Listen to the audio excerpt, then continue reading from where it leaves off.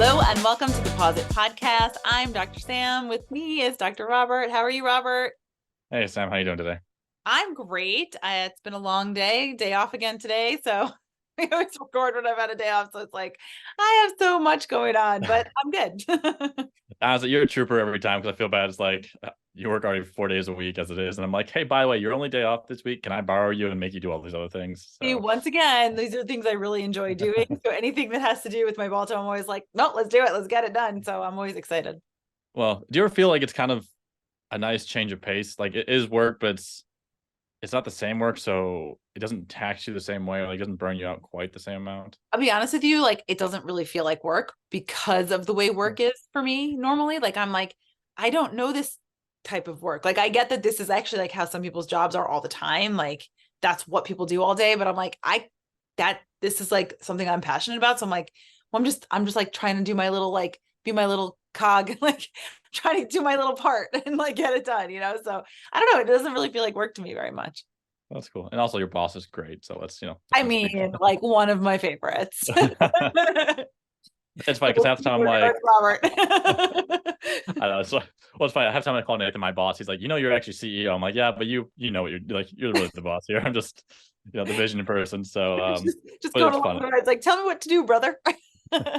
Exactly. I'm like, what should I be doing here? He's also an awesome resource because of his background. But it's fun. It's nice getting to work with people you really care about and get to share the same vision with everybody. So I think that's the best part about what we do. So, Yeah. yeah. Yeah. And then like to top it all up, we get to chat every week. So it's like Yes. awesome. We get to chat with all of you that are listening today too. So, this is Thank you just a everyone bonus for for listening. right. Exactly. But we thought we would talk about something that's a little harder to talk about in veterinary medicine. And no, it's not euthanasia again, because we did talk about that before, um, but no, like adverse outcomes, like the fact that, okay, yes, mistakes can be made. Number one, none of us are God, we're not able to like control everything.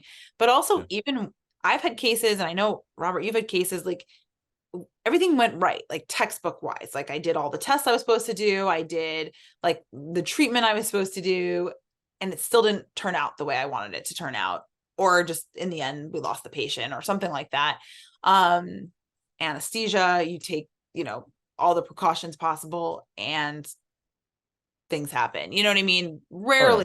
Rarely with anesthesia, but they do. And so I feel like it's maybe just a way to put like just a little bit of understanding of like, well, what is it like for us when those things happen? Because I think a Yeah. lot of times people are really focused on their own pain when that happens, and they don't realize like that, we really care. And those things are really, really hard on us. They're very taxing for us when those happen. So Yeah. I think it's a really good point because I can't tell you the number of technicians even that will find out like a patient they've been working on passed away at mm-hmm. around the week. And they're literally crying when they come to work or something like that. Cause like that meant that patient they worked with so much and it just meant a lot to them. Mm-hmm. And to find out that they passed because of like their disease or some unexpected outcome, which is kind of one of the things we're covering today. They're like shocked half the time. They're just like, I didn't know. And it's really hard for them. And it's hard for us too. So I think it's a really nice way to kind of balance out between both sides, like how it is for owners and those adverse effects, but also we care about your pets a lot. So Yeah. losing them and seeing how it affects you is just as hard. Yeah, especially like we really do bond with them a lot, right? Like Yeah. you have like a hospitalized patient that you're taking care of for, a long time. Or like for me, I have patients that like, I mean, I'll take care of for years, right? Like, I mean, I start to know the family, and Yeah. that's That's hard. crazy to me. Like the relationships you develop with people, I guess I'm a little lucky in that regard because I don't have that like long term, like maybe for a couple days, but like you know them from like years sometimes, and that's crazy to me. Like I can't understand it because it's just something I haven't done. Yeah. Well, and I've been fortunate like to have the type of owners for the most part, like they really will like come and be like, well, I really wanted to say goodbye with you. Like I wanted you to be part of it, or they'll, or if they like they were at the emergency clinic or something, like I'll get like a letter or I'll get like some, you know what I mean? So like I am told kind of personally, like this happened, and thank you for everything you did for them their whole life or whatever. And it's really means a lot to me because I mean I'll cry with them. I mean there's some patients that they get me, man. I mean I'm with you, and it's, I mean, and not only the ones that I've known for a long time, like there are just some that they hit you and you're with them, and it's really, really hard. Yeah, I think like, and honestly, I think it all goes for all of us. Sometimes I like your pets more than I like the owner sometimes because the pet's just so awesome. Not because the owner's that bad, but it's like, and sometimes the owner isn't great, but sometimes the pet is just so awesome, and you're just like, I love this dog or cat. And so yeah, like losing them is tough.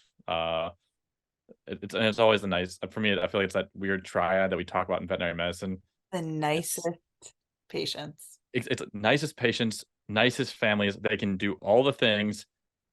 Horrible disease, and it's like a running joke in veterinary medicine. And it's funny because like I don't know if you and I have ever actually talked about it before together, but it's like systematic. I think most veterinarians understand it. It's like just It's like the it rule of sucks. thumb. It's almost like It's you just came to me. You've been so nice. Your dog is yeah. so nice. Mhm. We're gonna have cancer. Like it's like, Yeah. you know what I mean? Like slap me and maybe it won't happen. I don't know. You You know? know, I don't know if I should share the story on podcast or not, but my friends make fun of it for me because I was a baby vet when I just came out of school. And actually, I think I was still in vet school, and I was still naive. I didn't know anything. Like I literally knew nothing. And I was at my best friend's place. We were celebrating uh, something for it was soccer back in the day, and I was a little drunk. I'll be honest. And Okay, you're allowed to be drunk. You're an adult. right, and we had just gotten through like this oncology course. Of course, my friend's lab, who was like 13, walks by. It's super happy and like it looked a little skinny, and I'm like, the dog probably has cancer. And my friend's like, what is wrong with you, man? I was like, I don't know, man. It's just like it's a super happy dog, and you're a nice owner. It's like it's just what happens. And I was like, I was just a ball of a mess, and it was not my most attractive You were moment. not No, right, were you? no, no, no, Oh, God, no. okay. I thought you were gonna be like, and then I felt his throat and Yeah, his nodes were huge, and I was like, no, I can't take it. no, no. My friends are like, never trust Parkins when he's drinking. I'm like, that's very fair. I wouldn't trust me as a vet either way. Well, So that's I why you don't. don't drink at work. So that's good. Yeah, exactly. So Yeah. just but it's like that theory is just like great people, great pet, bad disease, and it's something that it's a running joke. So Yeah, and don't name your dog Lucky. and don't name your dog Lucky. Please stop that. It's Don't do that. literally Or oh Chance. it's yeah Don't do it's it. just it's They're really never so true. lucky and they're not going to get a second chance. Don't do it. That's like Sorry. It's that's true though. horrible. And you're not gonna get a second chance. Yes, I think those are great things to avoid naming your pets. So Now, if you inherited a dog named Lucky or Chance, please don't panic. Change their name yes. and we'll be fine. I'm just kidding. Oh god, that's horrible. Yeah, you can't be a veterinarian for very long without getting sort of a small sick sense of humor because Oh like yeah, it's the only way you get through the day is by like finding a way to laugh at situations that truly are not funny, but like we do have to find a way to lighten the mood a little bit because we very much go from like in one room with a brand new puppy, then in another room with like a dog that you have to tell them is dying. You know what I mean? Like so oh, yeah. you have to find a way to laugh at things that aren't even funny, truthfully. But yeah, I mean, I've definitely had those situations where, you know, people come in Mhm. with an animal, you know, and they're like sometimes they've even taken too long to come in, right? Like they've been like avoiding it because money's an issue Yeah, or something like that. And like I had a case recently. It was a really, really sad case. I mean, obviously we can talk about them generally, right? I can't use names but I can say generally there was this dachshund that had this odd history, like vomiting and like, you know, yeah, basically what sounded like a foreign body. Like the history was very, very much a foreign body sort of sure, history, like vomiting, not defecating anymore, not wanting to eat, really kind of punky, a little painful in his belly. Definitely could have been pancreatitis too, right? Like there could have been something else going on. But the owner brought him in and really money restricted. So we didn't have a lot we could do as far hmm as, except try maybe to focus on some symptomatic care. I think we were able sure, to do like, I don't know, blood work to make sure it wasn't pancreatitis, right? But they couldn't do both blood work and radiographs. And they yeah. assured me that this was a dog that had never in its life ever eaten anything it shouldn't have, ever. And it wouldn't, it never would. That couldn't be it. It was not a foreign body. It's almost like a red flag in itself. I'm like, I don't trust you when you guys are I that know. adamant. But I mean, the thing is, and like I had known these owners, like they're very reasonable people. They love their dogs. They just did not have the money for the diagnostics, right? So it was like, okay, well, you know, your dog, he's never eaten anything, so it's Sophie's choice. Like, are we going blood work? Are we going antibiotic? You know, are we going, you know, X-rays? And they were like, no, I really like. I think we got to do the blood work. Okay, so we did, and it was pretty unremarkable, you know. start doing some symptomatic care. Dog's not getting better. Dog's not getting better. And painful, Yeah. no matter what, like Serenia, you know what I mean? I'm like, still vomiting. And I said to them, I was like, you have to bring your dog back. Like, if they're still this sick, there is something else going on. Yeah. Even if it's not a foreign body, they could have a tumor blocking their way. You know what I Yeah. mean? Like, it doesn't they didn't have to do it to themselves. Like, something else is happening. And the saddest thing is that dog passed away at home. And when I did a necropsy, it had a linear foreign body.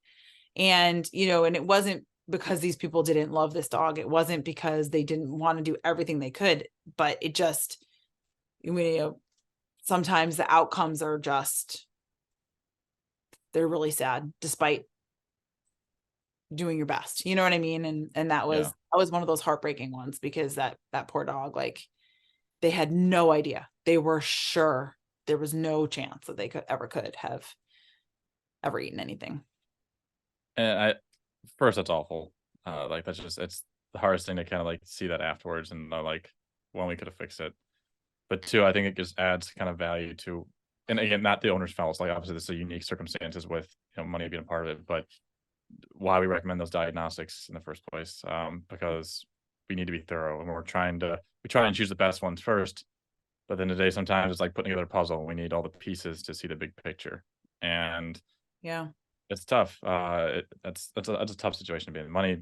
That's why we're here. I mean, the money part's a big It's part of it, and we hate it. 100%. It's definitely one of those cases that stuck with me every time we're trying to figure out how to help people in that situation with a thing that would have been fixable.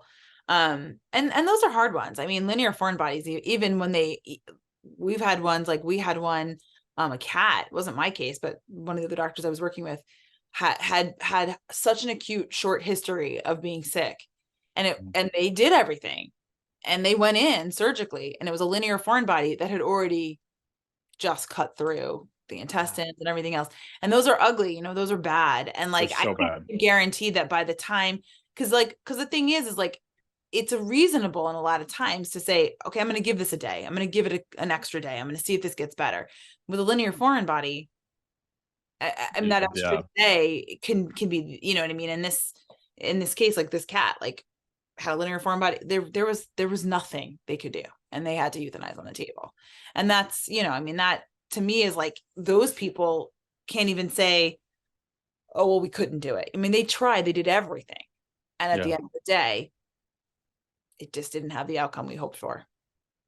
And linear foreign bodies are scary, man. Like that's one of the few things the surgeons will always come in for that night because they're like, I know how much worse this can get in like a couple of hours, even because it just that string or ribbon or whatever anchors somewhere, and the intestine's still trying to pull it along and just lacerates everything. I've seen so many holes from it's horrible. It's tough. So it's a tough one.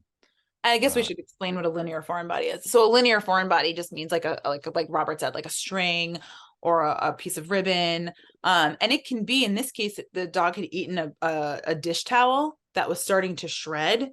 oh, okay. So the towel had actually gotten stuck, but then the shred, like it was like anchored to the stomach basically, and had gone Yeah. almost to the cecum. I mean, like, it had gone pretty far, and it was just, I mean, there were holes everywhere. It was really terrible.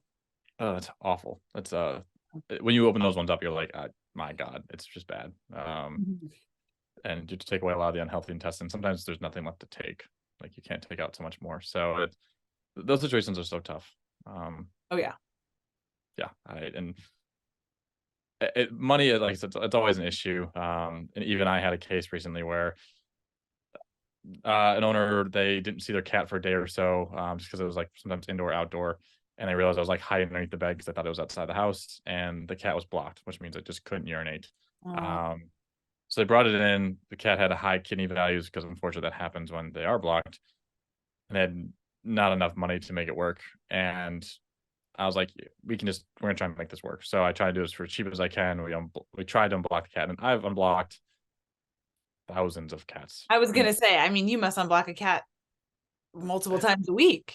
I'm very good at, like, honestly, like, if I'm good at something, that is something I'm very good at. Like I feel great about it. Like I put myself against most other doctors when it comes to that. And Do you do a coccygeal block? Like, mhm.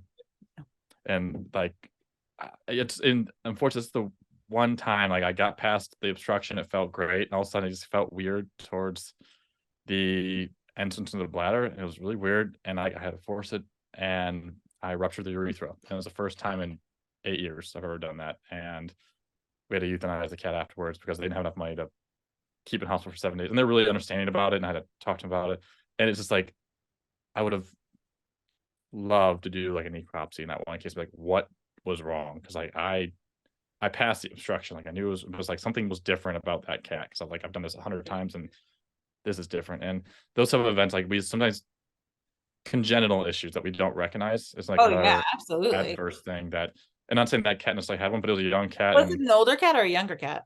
younger, Mm. um, and I never had a urinary issue in the past as far as we know, but, um, something wasn't right though either because that should have been the easy part. Like I got through the hard part. So it's just so it's I think that's part of the adverse events that we're talking a little bit about. Like sometimes something is wrong anatomically even with your pet, and we just don't know about it because there's so many. I think we're Very getting to a point. yeah. Exactly, exactly. And I don't think I think we're just starting to realize what they are now because medicine's getting better. The Hmm. number of things like our radiologists will see on an ultrasound sometimes like I have never seen this before, but then like a week later they'll see it on a different animal. They're like, and that's how we get more information and we see like this is a more consistent finding. So veterinary medicine's getting there, but we still don't know nearly as much as human medicine. I think that's what it comes Oh down yeah. to.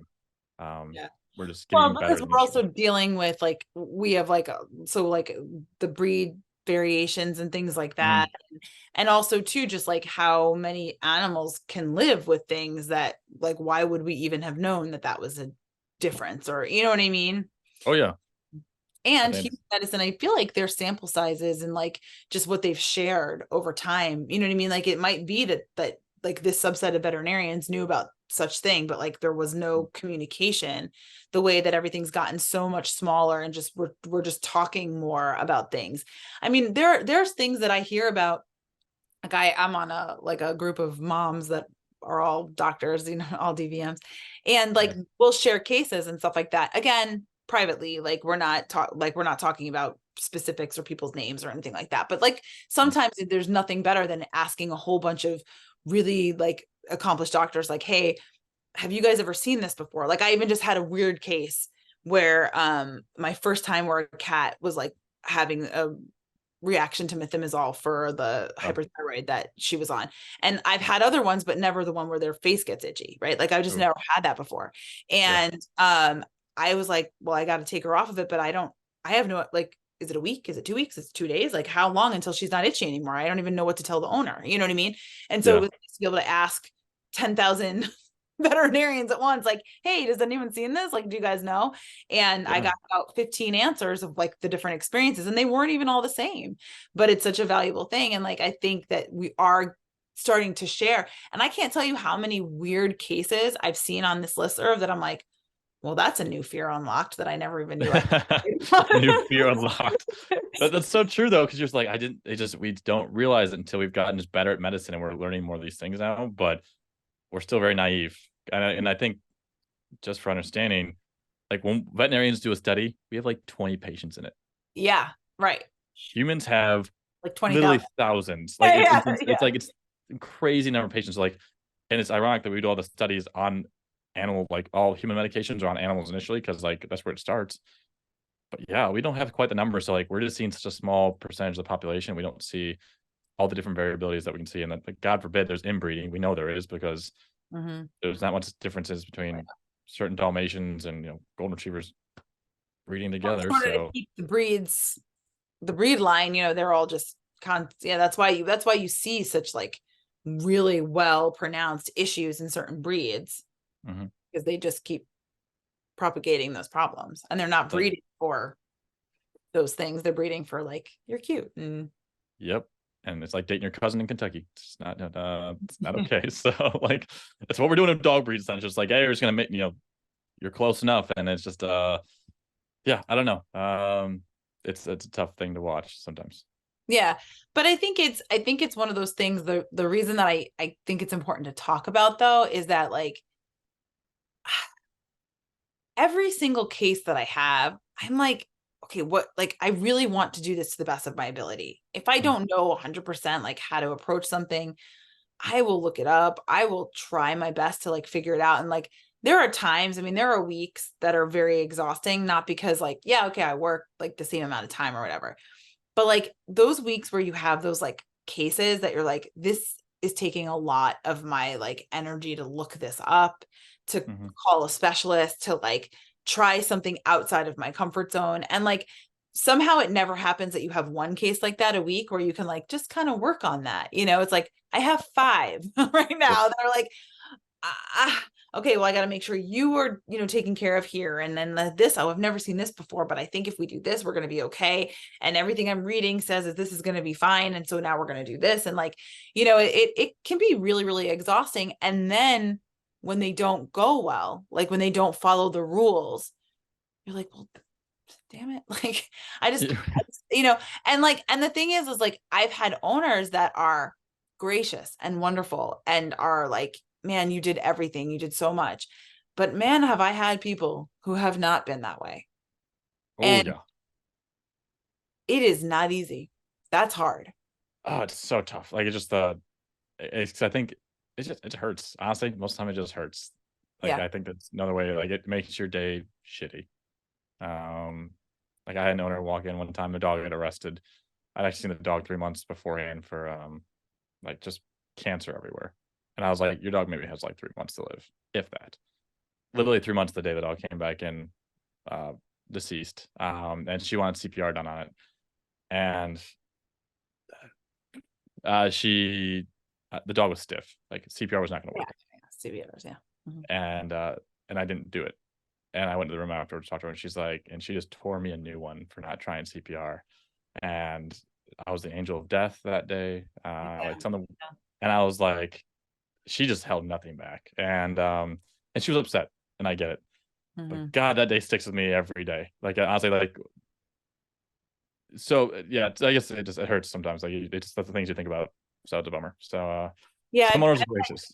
I've had two situations like that where owners have come at me in like very personal and very hurtful ways that like Yeah. one when I was like a very young vet, like Mhm. it was the very first time that I ever had a um a patient with congestive heart failure. Oh, okay. And so I did the radiographs. I went in and I put them up and I explained everything to her. And I explained like, hey, this is what we have to do. These are the medications we have to use. And I spent 2 hours. I mean, this is what like new grads do, right? Like they spend like 2 hours. You will And know everything that I know. no, but like they gave me the freedom to do this, right? Like, I mean, it's Yeah. like maybe it wasn't really 2 hours, but in my mind, like I was in there for 2 hours with her. And like this particular owner was kind of known in the clinic to be a little bit eccentric. Like she would find strays and bring them in. And you know what I mean? Like she just always had like a case that was serious. And Yeah. this dog, I guess, was already like peeing a lot and drinking a lot and all sorts of stuff. And I was explaining to her like why she needed the Lasix, and which is the diuretic. And she was like, oh no, well, I'm not going to do that. This dog's already peeing everywhere. And I was like, but you have to do that. Like, like trying to get her to, do it, whatever. So she took the medicine she took, but she wasn't going to do that. And certainly this dog was in congestive heart failure, but I didn't think the dog was going to die that day. Right. Well, Yeah. that dog had a crisis that night, and she took the dog to the emergency clinic and the dog was euthanized. And I mean, I had literally just poured myself, every piece of me into this, like everything I knew about congestive heart failure and like everything to this. So when I get into work the next day and they're like, yes, such and such dogs died. And I was like, what? I have to call like the mom, like I have to make sure she's okay. Like I'm so upset that this happened. Like, this is so heartbreaking. And they're like, well, she's here. And I was like, oh, well, let me go talk to her. I got to give her a hug. Like oh my gosh, I feel horrible. I went out to the lobby and she threatened to punch me in the face. Oh, Jesus. I'm sorry. Yeah. She literally was like, if you don't get her out of here, like I'm going to punch her in the face. Like she wouldn't even like address me. She was so mad at me. She thought I killed her dog. I I I'm mean, speechless. I don't know. Like, yeah, that's threatened physical violence. And she was mad. Like, and I have I I knew that there would come a day where somebody would think I did something horrible, Mhm. and or I would make a mistake, and then that would be my fault, and then they would be mad at me. This Yeah. one, like, I know for sure, textbook. I explained, I was like a new grad. Like, I was like, I know this. This is congestive heart failure. I know this. Like, Dr. Olivier would be proud. That was our cardio. But one of the best professors ever, by the way. I love him so much. Very good. But Excellent anyway, professor. but yeah, she threatened to punch me in the face. And I was like stunned. I couldn't believe that she blamed me because her dog died of congestive heart failure. And so, yeah, that was one of those ones where I was like, I was shocked. And so, and the thing that's crazy is that, so we marked on things like never to ever put her with me again, which I was surprised that they didn't actually fire her and say, like, you can't threaten one of our doctors. But she was sad. Yeah. It was a sad day. Yeah. Now being a little older, if I owned a clinic, I'd have been like, you can't threaten our doctors, like, bye, No, but you can't do yeah. that. But anyway, I was new and I was like, she hates me. But so It sticks with you though. Like it but I sticks with you for a definitely, very long time. oh, I was like, and then, but the craziest thing that happened is that, so I was supposed to never, ever go into any of her rooms again. Like, it was marked, like, I had a number and it was like, don't ever, we just stay out of her rooms. Well, there was one time where everybody was busy and it was like, and she came in with an emergency and I didn't look at the record. I just walked in to help. Oh She had no boy. idea who I was. No idea who I was. Oh really? I literally took care of her dog. And it wasn't like I walked in and I saw her face and I had like PTSD and I was like, oh no. But then she didn't seem to recognize me. So I just was like, okay, well, I got to just do this. And I just did the thing. And thank you so much. Like, by the end of it, like, she was so nice to me. And I was like, you're welcome. Bye. Like, I was like, Just like she punched me. And her dog was fine. And that one, thank God, lived, because I guess she really would have punched me in the face. But that one wasn't. you're hurt. No kidding. Yeah, right. Exactly. She's like, it's you. But yeah, but no, that was traumatic for me. Absolutely horrific situation. And then I had another person that why we had a like just like an anesthetic death. Like, it was a horrible situation. And yeah, I have never heard somebody say such horrible things to a human being that was said to me. And that one, she was like very, very sad. And I think it was that her daughter had brought the dog and like okayed everything, and like she didn't seem to really understand what was happening. And Sure. so I think there was a lot of blame that was going on between the two of them that then got externalized to To me. you. And it was and they're so rare. I mean, we talk about like anesthetic deaths, and I think that that's an important thing to talk about. They're so rare, but when They they are happen, very rare. oh my gosh, I mean, exceedingly rare considering Yeah. how much I do surgery almost every day. Yeah. And I can literally count 3 times that it's ever happened in my career. And that's, Yeah, I and would agree. two of them were like, if we make it through surgery. Like, it wasn't like, you know what I'm saying? Like, they were not like surprised. Like, they were like, okay, we're going into this knowing that likely they may not make it. And that's a different No, I agree. sort of a story. You know what I mean? Yeah, I agree because I think anesthetic deaths are very rare. Like honestly, like Very even for rare. patients that are like at our hospital who are very unstable most of the time, Oh yeah. I'm fortunate. Like our critical care team and our surgery team, like they'll actually get them through surgery, barely, but they'll get through But surgery. yeah. Yeah, they'll get them through it. And so anesthetic deaths aren't that common. I think the reasons that they do happen are either one because of just things we don't know, like Yeah. congenital abnormalities are just unique to that patient. That Some weird cardiac thing that Mhm. we couldn't detect on routine Exactly. workups in the beginning. And um yeah, I mean, the thing that's hard about it is that I do always try to be really honest with people. Like, yeah, it's really rare. And I take like such precautions with anesthesia because I take it so seriously. And I really like anesthesia. Like, I truly enjoy it. I like finding the protocols that are going to be the least like impactful as far as like making them like messing them up, you know what I mean? Like, so that they have to get Yeah. over it. But like, also, like, I like doing minimally invasive if I can, or I like doing like multimodal, or, you know what I mean? Like, as much as I can block things so that I don't have to give a ton of drugs, you know what I mean? Whatever. Um, Yeah. but it doesn't really matter if it's 1 in a million if your dog is the one. And Exactly. and that's what I tell people. So I'm like, just have the respect for anesthesia that you should. Yeah, 'cause I I'm agree. sure. Like I warn every owner about anesthesia, but the number of it's like I think it's one in really like 10,000 that I've seen that had an It's anesthesia. very, very low. I Yeah, mean, considering, like I said, I mean, we graduated in 2015 and I do surgery multiple times a day. yeah, and And I'm actually, when saying, the ones that have issues, like I've had more patients pass away for like non-anesthetic reasons than oh like yeah. far more. Man, this is stupid. But an owner brought their 15-year-old like min pin in Mm, for a torn toenail, mm, and I give it a pain medication, make it more comfortable. My mm-hmm. technician wrapped it in a towel, and as I'm about to remove the nail, the dog literally stopped breathing. I didn't even bother asking the owner for CPR stats because it shouldn't be necessary. Right. Oh yeah, sure. And the dog died, and the owner, we couldn't get back. And that was one of the toughest because I had to go find the owner, but like, I'm sorry, your dog was here for a toenail, like it's a quick pull, real quick, Yeah. and it passed away. And I couldn't explain it. It's one of those things where you're Yeah, just I like, mean, like you can't like that because you're not God. You don't have control over everything that you do. You didn't mistreat the dog. You did the best no, you could. And like if you think about it this way, if you hadn't have given the pain med and you pulled the nail just without any, it probably would have died anyway because yeah, it would have had been so stressed that it died. Do you know what I'm saying? Like yeah, that medicine isn't what killed the dog. Like you know that logically, and I know that just hearing the story, but it doesn't the feel that owner. way. It well, the owner doesn't know that, but also too in that moment, there's no way you felt that way. You totally felt, I'm sure, like Oh, what the hell I was horrified. I was like, "This is what?" Like, I've done do? CPR 1,000 times. That was one of the hardest CPRs I've ever done because I was like, "What the hell is going on?" Because I don't have a good reason for this right now. And um, yeah, so like those adverse effects, this happen, and sometimes cats I think are a great example because we make a joke that cats don't read the book. They literally don't. They Uh, know they do not. I had a cat.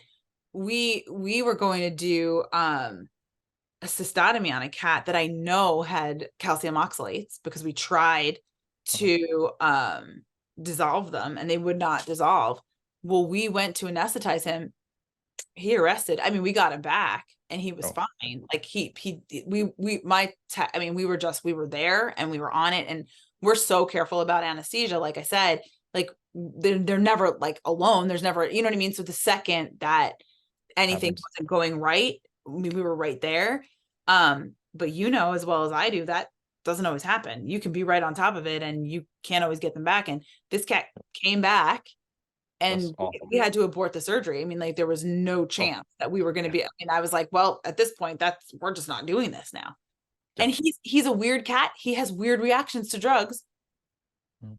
but we didn't know that. You know what I mean? Like, and Exactly. so and somehow he was neutered at one point in time, and he did fine, but not that day. And certainly, Yeah. and I never tried again because I was like, well, now if you're going to go and get this surgery, you're going to go to Purdue, where there's a, you know, Somewhere they can deal with this. yeah, like I was like, because I don't, you need a cardiac workup. You need, you know what I mean? Like, because I have no idea why that cat had, Mhm. very careful, you know, but Yeah, and I think it just shows that like so cats are known like examples of things that we just don't know. Cats can have have heart disease, have no heart murmur. Your vet can yeah, do an awesome exam, and they will never know your cat has heart disease. yeah, Your pet can have a condition that predisposes them to forming clots. There's a lot of them, right, and they can throw a clot at the wrong time and pass away. Like, if it goes to the wrong spot, the brain, the heart, the lungs, they can just pass away, and there's nothing we can do about it. And it's just those type of situations. I think when they do happen, it's hard to explain because you can't be definitive about it. You can't be like, "This was the reason." And I yeah, think that's hard for closure purposes too, because right, I think that's probably the hardest part about adverse events for yeah, both veterinarians and owners. It's the closure of why it happened. yeah. Why now? Why did Yep, this happen? Right, exactly. exactly. So those Yeah, are the ones I think back on, and I'm like, I wish I just, and I think it's cool that, not cool.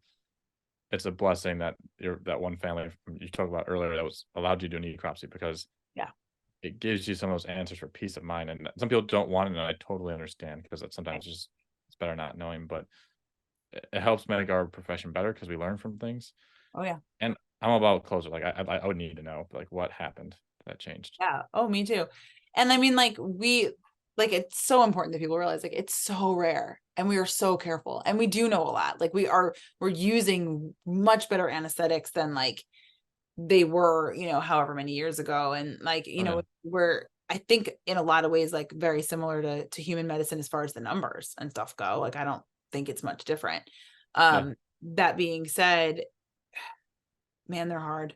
They're really Yeah. hard. And I mean, it's like one of my biggest fears, like every day is like, I just don't ever want to make a mistake. You know what I mean? Like, I just don't ever want to have to make that phone call. And so I am like, my texts know, like, I'm like way over careful. Like if I even have a question, I'll call and I'll say, hey, this is what I think's happening. I don't think we should do this. And I'm the one that's known to cancel things way more than anybody else. But that's who you want on your team, though. You want precaution, and you want someone to Mhm. find more information for you, make something that's because those death is unreversible. Right. But that's not unreversible. Sorry, irreversible. Irreversible. Irreversible. English is tough. I went to school for a lot of years. Well, but But I think the goal isn't what can you get away with. You know what I mean? Like yeah, yeah, we could get away with it, but that's not. I don't want to even get no, away with anything. I want you no, the best you can do. You know? exactly. It's exactly what it is, and like Yeah. we really Yeah. care about your pets. Like I think that's the reason we got in the field. And whenever a client will come in and say, hey, you don't care, it's all about the money. It's like that's literally not the reason any of us got in this field. That we feel for your pets. Whenever you lose one, it's tough on us. We go home, we talk to if we have a significant other at home, we talk to them about it. If we have a dog, I could tell you. I mean, sometimes like, because there was even like there's some time, where like I've had cases that they didn't even go badly. Like this is the thing that's so crazy, right? Is that like things don't even have to go badly. They just have to not go as well as I think they should have. Do you know what I mean? yeah, I got you. Like I remember I had one case like where I did like eyelid surgery, like an entropion surgery, and I Mhm. just when they woke up and it just didn't lay right, and I was like, I messed up this dog's eyes for the rest of its life, and like all my texts were like, you're crazy, like it's fine, yeah. But like in my mind, like, and in the meantime, by the way, it looks totally fine. It's a Oh, bulldog sure. first off, and Yeah, and plus, if you right, have a it's mom definitely isn't better your than it mom a plastic was, surgeon? you know. Yes, my mother is a plastic surgeon, so Yeah, if so I your standards like through the roof But probably, that like is that is funny though, because I'm always like, oof, my mom saw this one. She would be like, what did you do? And like whenever I do like a little nip tuck, I always like take a picture, be like, Mom, look what I did. I did a rhinoplasty today, like like a nose. But yeah, no. I mean, like there's definitely been times where I'm like, that just isn't sitting right. Like I want to take it all out and start over again. They're like, you can't do that. Like you they, stop. But that's but so yeah, there's times where it's not even like nothing really bad happened, but I'm just beating myself up because it's not perfect. good. And you are perfect. And that's why we have you Yeah, on here. right. Oh, so far from it. Like so far from it. I feel like Paul would support me in this. So No, I mean, probably not. He'd be like shit crazy. I would like to do a podcast with Paul one of these days just to hang out with him and just catch up You should. because I mean, just because I got to. So I mean, like you should get to, and then it's only fair. I'll go sip some mai tais and just like you guys can have a chat. We'll do a conference call through the other You'll room. you'll So do you'll do what's it like to be married to a veterinarian part two, the yeah, real story when I talk to the, Robin about it. the drama behind the scenes. Yeah, exactly. That's funny. That's awesome. That'd be funny actually. But Oh I man, think the most important thing, like to kind of say really at the end of this all, is that we really, really care about your pets. I have never met a veterinarian that is indifferent to things not going properly. And yeah, there's veterinarians that approach things differently. There's some that get more emotionally entangled than others. I'm definitely guilty of being a more emotionally entangled veterinarian than not. Um, but we all really care. Even the ones that you're like, maybe they aren't as like worried about outcomes or things like that. They care. When things go yeah, wrong, they really, really care. So just know, and they'll also, like, most of them will also talk to you if you ever need to like approach them again and like understand why. I mean, that is one thing that I will really do, is like tell people, like, if you really need to like absolutely. retread this, I will talk to you about it and I will tell you. I, honestly, I will call people on my days off. Like if something happened and there's an issue, that is the one of the few times I'll purposely call my days off to be like, hey, Yeah. how you doing? Like, I'm so sorry. Like, I'll have a client, my coworkers like, hey, they want to talk about this pet that passed. I will call you ASAP because I know how important that is just for like closure and understanding. Yeah. And sometimes it's a hard answer being like, I just don't know. I'm sorry. Yeah. And but still we do what we can. Yeah. And I think the other thing is too, is like also admit, like if you did make a mistake, like if Oh, something yeah. did, because we're not perfect, we do make No. mistakes. And like I'm like, I would rather you know the truth and maybe think less of me, but I have to be honest always. That Yes. it me is such a like that's a line I never cross. Like I'll always tell you the truth. Yep. I 100% agree. It's yeah, it's hard. It's real hard sometimes. Yeah, But because you make mistakes. I mean, there's things that happen, and and sometimes it's not even something that like you could even have foreseen. You know what I mean? yeah. Um, but you got to get up, and you got to tell them the truth, and then you got to fix it. And my dad, probably one of the best things. He's a surgeon too. He's a vascular surgeon, and he always said, "It's not being a good surgeon is how you deal with your complications, not always having a good outcome, but how you deal with your complications." And That's I very mean, cool actually. yeah, he's I agree with that. yeah. I mean, I definitely learned from two doctors that, you know, they loved what they did. They loved their patients. And when things didn't go right, they found a way to fix it. And that's all we can do. Maybe like great guest on the podcast as well, by the way. We get the whole Dawson family or Gallagher, sorry. Well, Gallagher. Gallagher Um, family. they are lots of fun. Yeah, we can get them on different one Yeah. day, maybe my dad will talk about because he it's really funny actually because he did research on dogs like when he was Oh, in as a human doctor they do research with animals obviously. yeah. And so we were talking about like splenectomies and he was like, I've splenectomized like 1,000 dogs. I was like, why?